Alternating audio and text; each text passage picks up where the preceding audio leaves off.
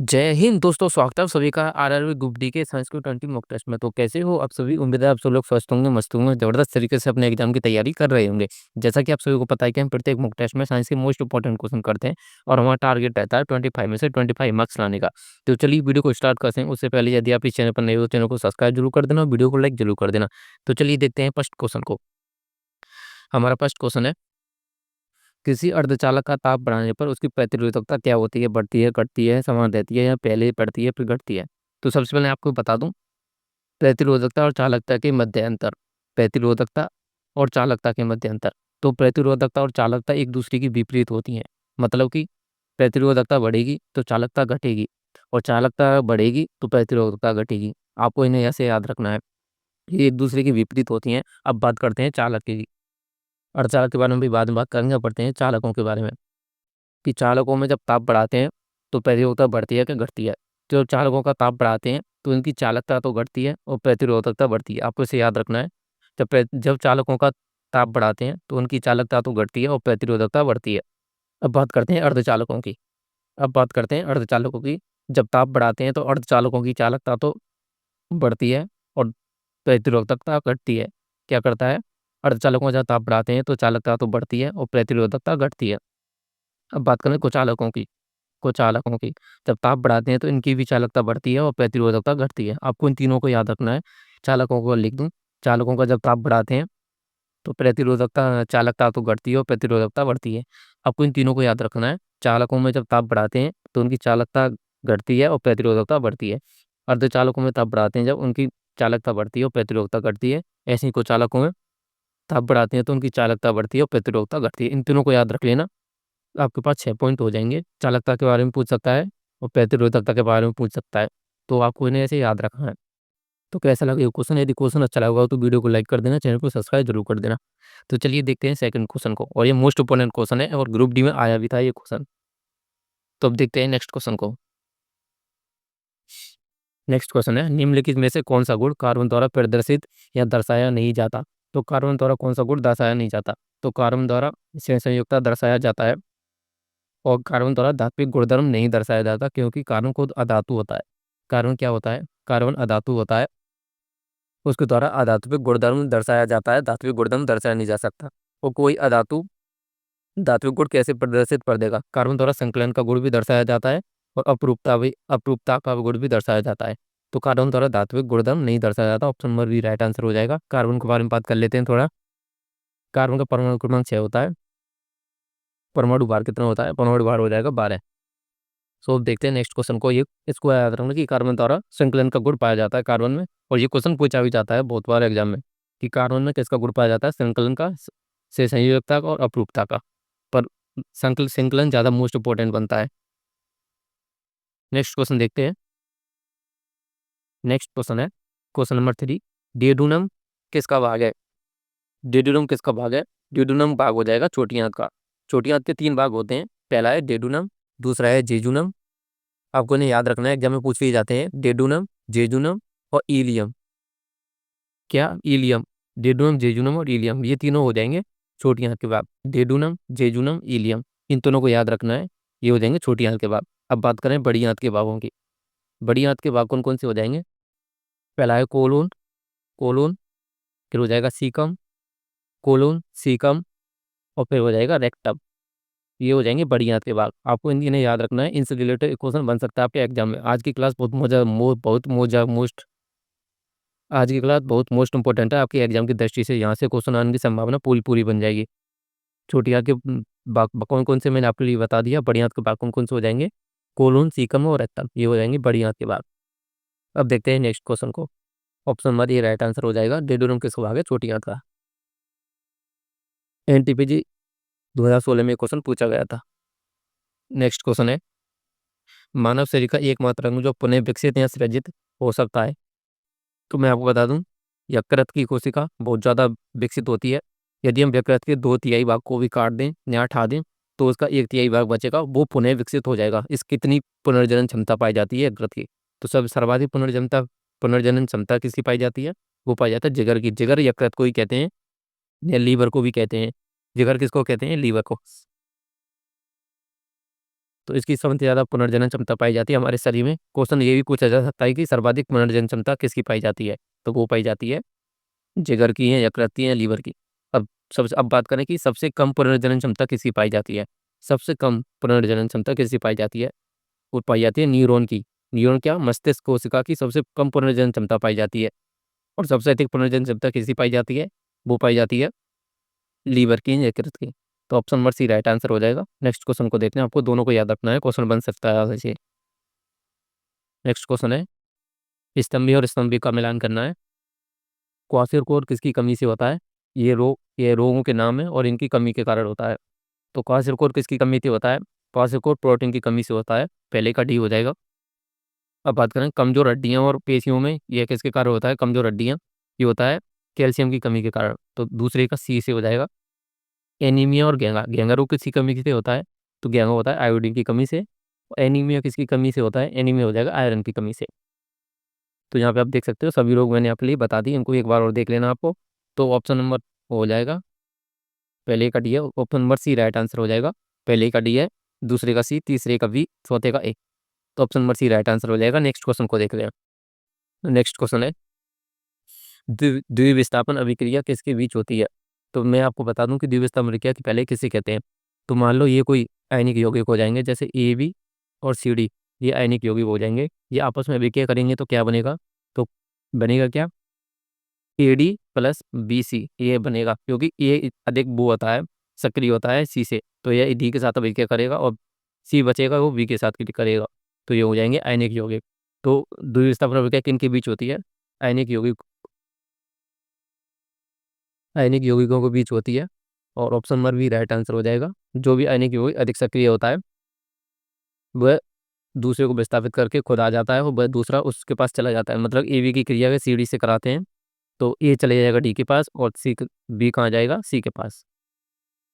सो देखते हैं अब नेक्स्ट क्वेश्चन को। ऑप्शन नंबर भी राइट आंसर हो जाएगा। द्विवस्था अभिक्रिया किनके बीच होती है? आयनिक यौगिकों के बीच। क्वेश्चन नंबर 7 है, स्तंभीय अंगक दे रखे हैं और उनके कार्य दे रखे हैं। तो सबसे बात करें माइटोकॉन्ड्रिया का कार्य क्या होता है? तो माइटोकॉन्ड्रिया का कार्य होता है ऊर्जा उत्पादन का, क्योंकि माइटोकॉन्ड्रिया को कोशिका का शक्ति गृह भी कहा जाता है। और राइबोसोम की बात करें तो राइबोसोम को क्या कहते हैं? प्रोटीन की फैक्ट्री कहते हैं राइबोसोम को। और एक कार्य क्या करती है? प्रोटीन संश्लेषण का कार्य करती है। तो दूसरे का हो जाएगा ए से, पहले का डी से। अब बात करें लाइसोसोम की, लाइसोसोम को क्या कहते हैं? आप जानते हैं कि लाइसोसोम को आत्मघाती थैली भी कहते हैं। तो यह किसका कार्य करती है? एक कोशिका का पाचन तंत्र कहलाती है ये। और केंद्र की बात करें, केंद्र क्या कहलाता है? न केंद्र का कार्य क्या होता है? सेल की गतिविधि का विनिमय। ऑप्शन मतलब कि तीसरे का हो जाएगा बी से, चौथे का हो जाएगा सी से। तो ऑप्शनों को देखते हैं, पहले का डी से है, option number D right answer हो जाएगा। पहले का डी से, दूसरे का ए से, तीसरे का बी से और चौथे का सी से। तो अब देखते हैं नेक्स्ट क्वेश्चन को। नेक्स्ट क्वेश्चन है, क्वेश्चन नंबर 8 है, बेकिंग सोडा को गर्म करने पर निम्नलिखित में से कौन सा यौगिक बनता है? तो बेकिंग सोडा को गर्म करने पर कौन सा यौगिक बनता है? तो सबसे पहले आपको बेकिंग सोडा का फॉर्मूला आना चाहिए। बेकिंग सोडा क्या होता है? खाने वाला सोडा भी कहते हैं इसको। तो सोडियम बाई कार्बोनेट, NaHCO3 इसका फॉर्मूला होता है। जब इसको गर्म करते हैं तो क्या बनता है? सोडियम कार्बोनेट बनता है, या Na2CO3, यह बनता है सोडियम बाई, मतलब सोडियम कार्बोनेट बनता है। Option number D right answer हो जाएगा, सोडियम कार्बोनेट बनता है। सो अब देखते हैं नेक्स्ट क्वेश्चन को। Option number D right answer हो जाएगा। नेक्स्ट क्वेश्चन है, मोस्ट इंपॉर्टेंट क्वेश्चन, 6 वोल्टेज के विभवांतर वाले दो बिंदुओं के बीच 4 कूलम के आवेश को स्थानांतरित करने के लिए किया गया कार्य। तो आपने कार्य का फॉर्मूला पढ़ा होगा, शायद आपने ये फॉर्मूला नहीं पढ़ा होगा। कार्य का फॉर्मूला होता है विभवांतर, विभवांतर इंटू आवेश, ये इसका कार्य का फॉर्मूला होता है। तो कार्य बराबर हो जाएगा, कितना विभवांतर दिया हुआ है? 6 दिया हुआ है, और आवेश कितना दिया हुआ है? 4 कूलम। तो इनको सॉल्व करेंगे तो क्या आएगा? 6 चौक 24, 24, और कार्य का मात्रा क्या होता है? जूल, 24 जूल हमारा राइट आंसर हो जाएगा। Option number D right answer हो जाएगा। आपको इस फॉर्मूले को याद कर लेना है। यह फॉर्मूला बहुत कम पूछा जाता है वैसे एग्जाम में, पर आपको इसे याद रखना है, क्योंकि इससे रिलेटेड क्वेश्चन आया था एग्जाम में। कार्य बराबर क्या होता है? विभवांतर इंटू आवेश। इन दोनों को, इन तीनों के मध्य आपको रिलेशन याद रखना है, क्योंकि एग्जाम में सिर्फ फॉर्मूले बेसिक क्वेश्चन आते हैं। ऐसा नहीं होता कि कुछ दे दे और कुछ पूछ ले, ऐसा नहीं होता। फॉर्मूले बेस्ड क्वेश्चन आते हैं। नेक्स्ट क्वेश्चन देते हैं, option number D right answer हो जाएगा। नेक्स्ट क्वेश्चन है, घर्षण बल दो गतिशील सतहों के मध्य किसके कारण होता है? तो अब सबसे पहले आपको बता दूं घर्षण बल के बारे में। घर्षण बल कैसे कार्य करता है? तो वस्तु की गति की विपरीत दिशा में कार्य करता है। मतलब कि हम यदि आगे जा रहे होंगे तो घर्षण बल पीछे की तरफ कार्य करता है, और नेगेटिव फोर्स होता है, ऋणात्मक बल होता है, और यह खुरदरापन के कारण कार्य कर पाता है। किसके कारण कार्य कर पाता है? खुरदरापन के कारण कार्य कर पाता है ये घर्षण बल। यदि खुरदरापन ना हो और सतह कैसी हो, चिकनी हो, बिल्कुल मृदुल हो या चिकनी हो, तो घर्षण बल कार्य नहीं कर पाएगा। ये इसलिए तो कहते हैं कि बॉल बियरिंग मतलब तेल लगा के बॉल बियरिंग द्वारा घर्षण बल को कम कर सकते हैं। एग्जाम में क्वेश्चन पूछा जा सकता है कि घर्षण बल को कम किसके कारण कर सकते हैं? तो बॉल बियरिंग द्वारा या तेल लगा के घर्षण बल को कम कर सकते हैं, या सतह को मृदुल बना के भी हम घर्षण बल को कम कर सकते हैं, और खुरदरापन करके घर्षण बल को हम बढ़ा देते हैं। इनके मध्य आपको रिलेशन याद रखना है कि घर्षण खुरदरापन करके घर्षण बल को हम बढ़ा सकते हैं, और सतह को मृदुल बना के तेल लगा के बॉल बियरिंग लगा के हम घर्षण बल को घटा सकते हैं। तो option number C right answer हो जाएगा। नेक्स्ट क्वेश्चन को देखते हैं। नेक्स्ट क्वेश्चन है, निम्नलिखित में से कौन सा दाब का एक मात्रक नहीं है? तो कौन सा एक दाब का मात्रक नहीं है? तो आपको इसे याद रखना है कि 12वीं दाब का एक मात्रक होता है, पास्कल दाब का ऐसा ही मात्रक होता है, और वायुमंडलीय दाब ये भी दाब का एक मात्रक होता है। तो न्यूटन किसका मात्रक होता है? न्यूटन बल का मात्रक होता है, दाब का मात्रक नहीं होता। मतलब कि option number D right answer हो जाएगा। नेक्स्ट क्वेश्चन को देखते हैं। नेक्स्ट क्वेश्चन है आज का मोस्ट इंपॉर्टेंट क्वेश्चन, सबसे मोस्ट इंपॉर्टेंट क्वेश्चन बनेगा आज का ये। अपमार्जक जल के पृष्ठ तनाव को क्या करते हैं? बढ़ा देते हैं, घटा देते हैं, उतना ही रखते हैं, या थोड़ा बढ़ाते हैं, या थोड़ा घटाते हैं, क्या करते हैं? तो सबसे पहले बात करते हैं पृष्ठ तनाव के बारे में। पृष्ठ तनाव की सबसे पहले आप फॉर्मूला बताओ, क्योंकि मैंने आपके लिए पिछले मॉक टेस्ट में फॉर्मूला बताया था कि पृष्ठ तनाव का फॉर्मूला क्या होता है। तो पृष्ठ तनाव का फॉर्मूला होता है बल बटे लंबाई। मतलब कि एक अंक लंबाई पर लगने वाला बल पृष्ठ तनाव कहलाता है। आपको ऐसे वो भी पूछ सकता है, यूनिट भी पूछ सकता है कि न्यूटन बटे मीटर इसकी यूनिट होती है। और ऐसा ही मात्रक आप निकाल लेना, या ऐसा ही मात्रक नहीं, विमीय सूत्र आप निकाल लेना, क्योंकि विमीय सूत्र भी पूछा जा सकता है। न्यूटन का विमीय सूत्र मैंने आपको बताया था, M1L1T-2 विमीय सूत्र होता है। और लंबाई का क्या हो जाएगा? L1 लंबाई का हो जाएगा, L1 ऊपर जाएगी तो ये हो जाएगी M1L0T-2। ये इसका विमीय सूत्र हो जाएगा, और आप सॉल्व करके देख लेना इसका विमीय सूत्र क्या आएगा। अब मैं बात करते हैं कि पृष्ठ तनाव को अपमार्जक होते हैं जो पृष्ठ तनाव को क्या करते हैं, तो अपमार्जक पृष्ठ तनाव को घटा देते हैं। और मैं बात करूं कि तापमान से बहुत मोस्ट इंपॉर्टेंट क्वेश्चन बनता है कि यदि हम तापमान के मान को बढ़ाते हैं, यदि हम ताप को बढ़ाते हैं तो पृष्ठ तनाव क्या होगा? पृष्ठ तनाव घटेगा, बढ़ेगा? तो पृष्ठ तनाव घटता है। पृष्ठ तनाव होता है वो घटता है। यदि हम तापमान को बढ़ाते हैं तो पृष्ठ तनाव घटता है। अपमार्जक को बढ़ाते हैं, या अपमार्जन के द्वारा भी पृष्ठ तनाव को कम किया जाता है। अब बात करते हैं पृष्ठ तनाव को बढ़ाया कैसे जा सकता है। पृष्ठ तनाव को बढ़ाया कैसे जा सकता है? तो पृष्ठ तनाव को सिर्फ एक तरीके से ही बढ़ाया जा सकता है, जल को शुद्धिकरण करके। जल का शुद्धिकरण करके जितना मतलब स्वच्छ जल जल होगा, पृष्ठ तनाव उतना ही अधिक होगा। समझ गए होंगे आप शायद इस क्वेश्चन को। जितना अच्छा जल होगा, पृष्ठ तनाव भी उतना ही अधिक होगा। तो option number D right answer हो जाएगा। अपमार्जक द्वारा जल के पृष्ठ तनाव को कम किया जा सकता है, कम करता है अपमार्जक जल के पृष्ठ तनाव को। नेक्स्ट क्वेश्चन देखते हैं।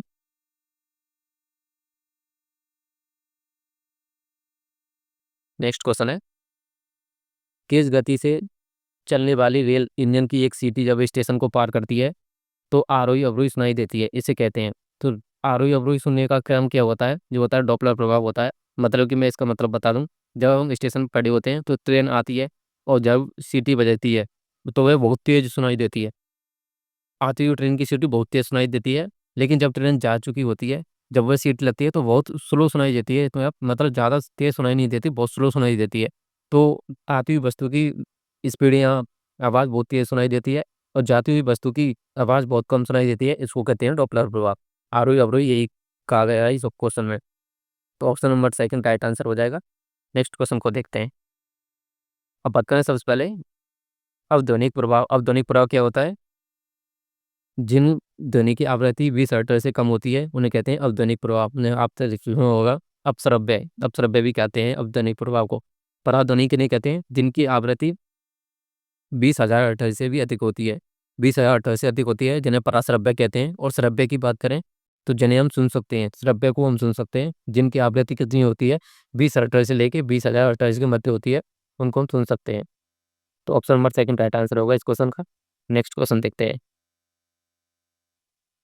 नेक्स्ट क्वेश्चन है, बेकिंग पाउडर का किसका मिश्रण है? बेकिंग पाउडर किसका मिश्रण है? ये हो जाएगा बेकिंग सोडा और हल्का खाद्य अम्ल। अब बात करें हल्का खाद्य अम्ल क्या होते हैं? हल्का खाद्य अम्ल होते हैं जिनका पीएच मान 4.6 से 6.9 के मध्य होता है।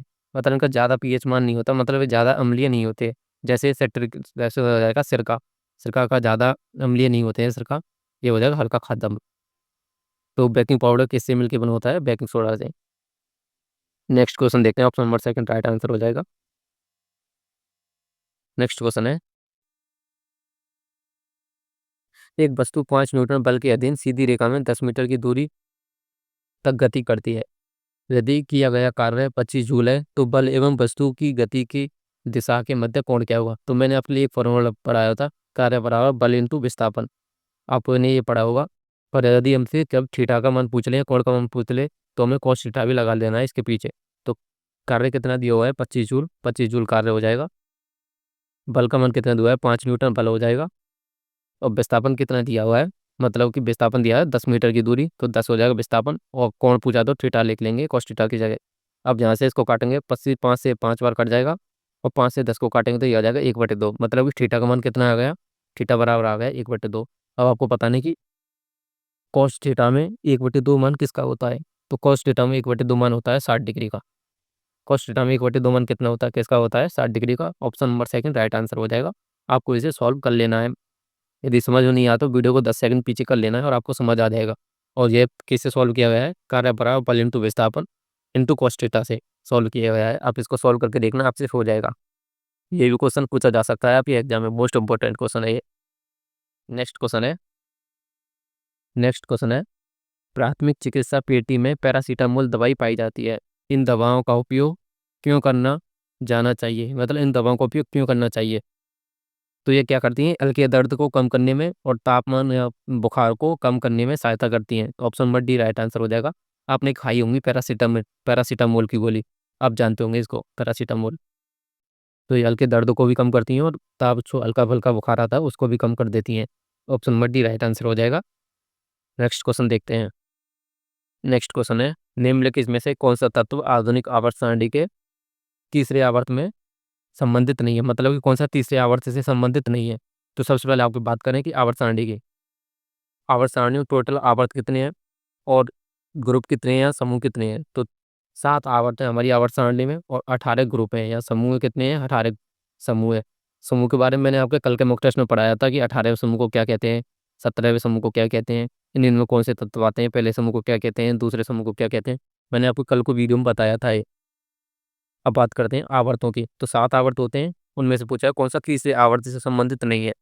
तो तीसरे आवर्त से कौन कौन सा संबंधित नहीं है? तो सबसे पहले बात करते हैं आर्गन की। आर्गन का कितना परमाणु क्रमांक होता है? आर्गन का 18 परमाणु क्रमांक होता है और तीसरे आवर्त से संबंधित है।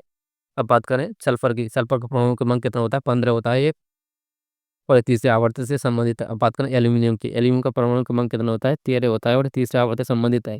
अब जर्मेनियम की बात करें तो जर्मेनियम तीसरे आवर्त से संबंधित नहीं है और ये चौथे आवर्त से संबंधित है, और इसका परमाणु क्रमांक कितना होता है? इसका परमाणु क्रमांक होता है 32। तो ये चौथे आवर्त से संबंधित है। Option number second right answer हो जाएगा। नेक्स्ट क्वेश्चन को देखते हैं, उससे पहले मैं आपको बताता हूँ आवर्त सारणी के बारे में। तो आवर्त सारणी यहाँ पर नीचे लिख के लाया हूँ मैं, यहाँ पर आप देख सकते हो कि सबसे पहले हाइड्रोजन, हीलियम। आपको तत्वों के नाम कम से कम 30 तक तो याद होने चाहिए, 30 तक तो याद होने चाहिए।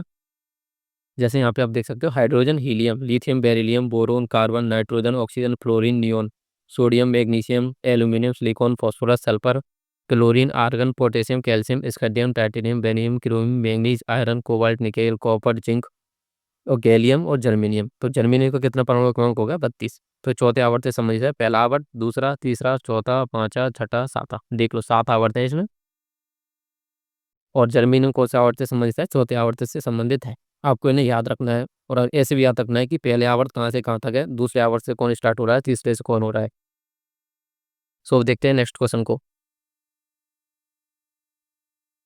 नेक्स्ट क्वेश्चन है, यदि u वस्तु दूरी है, b प्रतिबिंब की दूरी है और f एक गोलाकार दर्पण की फोकस दूरी है, तो निम्नलिखित में से कौन सा व्यंजक दर्पण सूत्र से, मतलब कि दर्पण सूत्र के लिए सही है?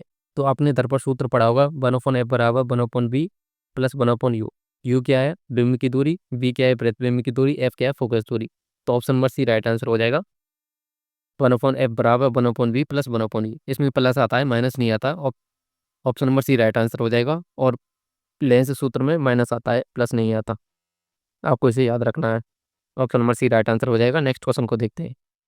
नेक्स्ट क्वेश्चन है, लिक्विड क्रिस्टल की पहली आकस्मिक खोज खाली जगह में एक ऑस्ट्रेलियाई वनस्पति और रसायनज्ञ के द्वारा की गई थी। तो कब और किसने की थी लिक्विड क्रिस्टल की खोज? तो ये की थी 1888 में फ्रेडरिक रेन रिचर्ड द्वारा। Option number B right answer हो जाएगा। फ्रेडरिक रेन रिचर्ड द्वारा 1888 में इसकी खोज की गई थी लिक्विड क्रिस्टल की। नेक्स्ट क्वेश्चन को देखते हैं। नेक्स्ट क्वेश्चन है, भोजन के पाचन की प्रक्रिया के दौरान होने वाली रासायनिक परिवर्तन को बताइए। तो कौन कौन सा परिवर्तन होता है वो किस में बदलता है? तो आप जानते हो कि रासायनिक ऊर्जा होती है वो ऊष्मा ऊर्जा में बदलती है। Option number A right answer हो जाएगा। रासायनिक ऊर्जा ऊष्मा ऊर्जा में बदलती है। Option number A right answer हो जाएगा। भोजन का पाचन होता है जब, तो रासायनिक ऊर्जा ऊष्मा ऊर्जा में बदलती है। नेक्स्ट क्वेश्चन को देखते हैं। और ग्रुप डी 2018 में ये क्वेश्चन पूछा गया था।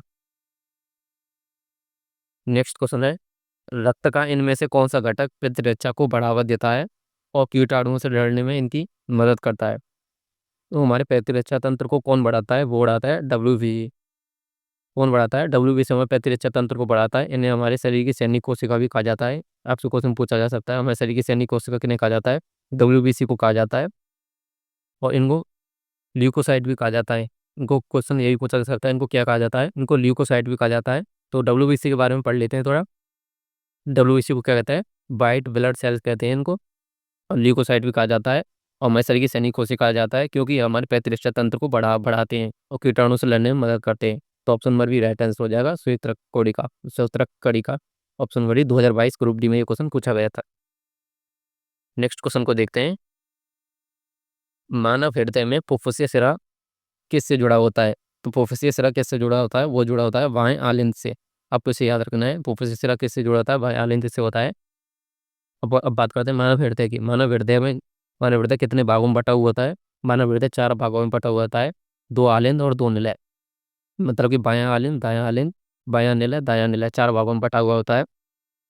और हृदय के अध्ययन को क्या कहते हैं? हृदय के अध्ययन को कहते हैं कार्डियोलॉजी। हृदय के अध्ययन को क्या कहते हैं? कार्डियोलॉजी हृदय के अध्ययन को कहते हैं।